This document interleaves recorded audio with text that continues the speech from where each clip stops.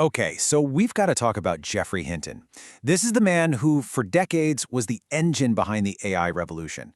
But now, in a wild turn of events, the guy who literally built the foundation of modern AI is sounding a massive alarm about the very thing he created.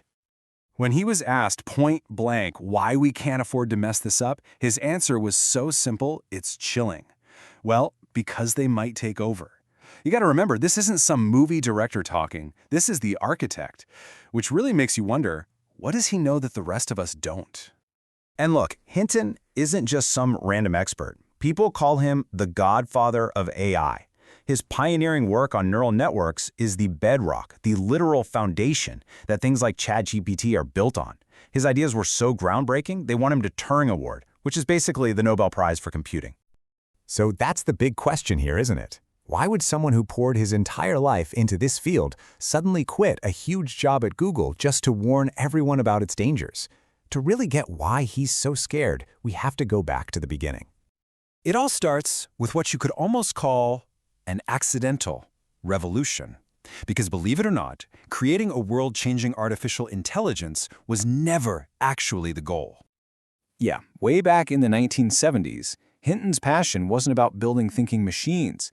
He was obsessed with figuring out how we think. He wanted to build a computer model of a neural network just so he could study the human brain. And at the time, pretty much everyone thought he was nuts. His own PhD advisor told him to drop it or he'd ruin his career. But Hinton just didn't listen. For 50 years, he stuck with it, totally convinced he was onto something huge. This quote just says it all. He believed in this idea when almost nobody else on the planet did. And you can see his whole journey laid out here. He goes from this lone wolf researcher in the 70s to this massive breakthrough in 2012 that just changes everything. By 2018, he's on top of the world, winning the biggest award in his field. And then, just 5 years later, he walks away to become AI's biggest whistleblower. It's an incredible story. So what is this technology he built that's got him so spooked? Let's peel back the curtain and look at how these machines really learn, because it's probably not what you're thinking. So, at the very heart of it all is the neural network. The best way to think about it is like a computer model of the brain. It's got all these layers of software, and the connections between them aren't set in stone. They actually get stronger or weaker based on what happens, which is how the system learns from experience, just like us. And this breaks it down perfectly. Think about those soccer-playing robots you might have seen. Nobody programmed them with a playbook of soccer moves. Nope, they were just given one simple goal: put the ball in the net. So they tried millions and millions of things, and every single time they got a little closer to scoring, the software pathways that got them there were reinforced. They literally taught themselves how to play soccer through pure trial and error. This whole process sparked this huge debate in the AI world. Are these things just really, really fancy prediction machines, like a superpowered autocomplete, or is there actual understanding going on under the hood? So to figure it out, Hinton came up with this brilliant little riddle. Okay, here's the riddle he fed to ChatGPT-4. This thing requires more than just knowing words. You need to plan ahead, understand cause and effect, even think about saving time and effort. Go on, take a second. How would you solve it? And this is the answer that just floored Hinton.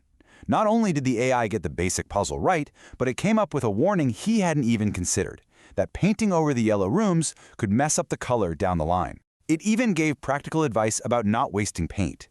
This wasn't just predicting the next word. This looked a lot like genuine reasoning, and that's when he started to get really worried.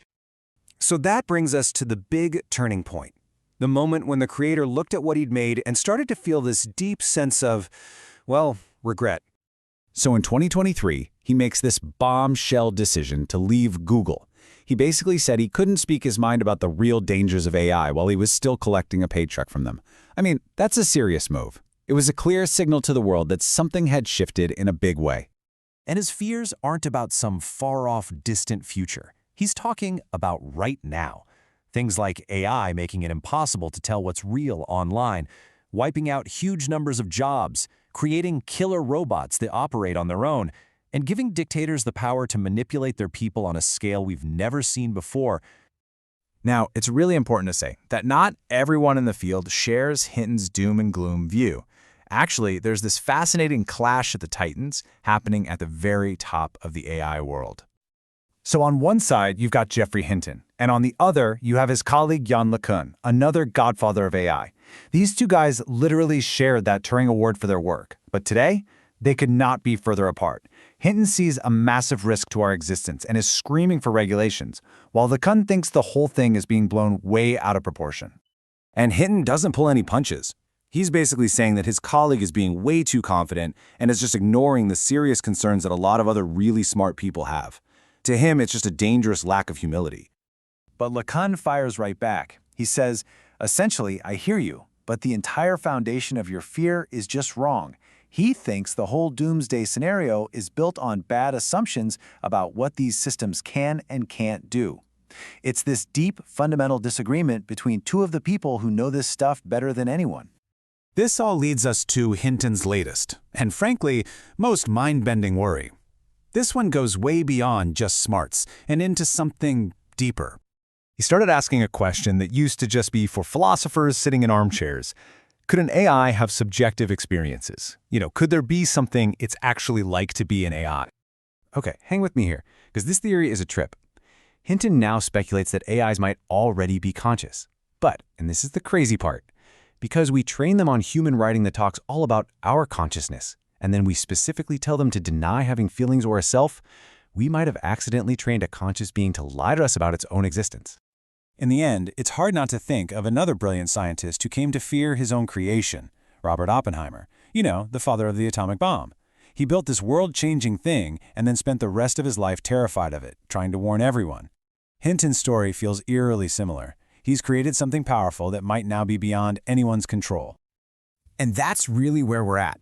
We're at this massive crossroads. For the first time in history, we humans are dealing with something that could become smarter than we are.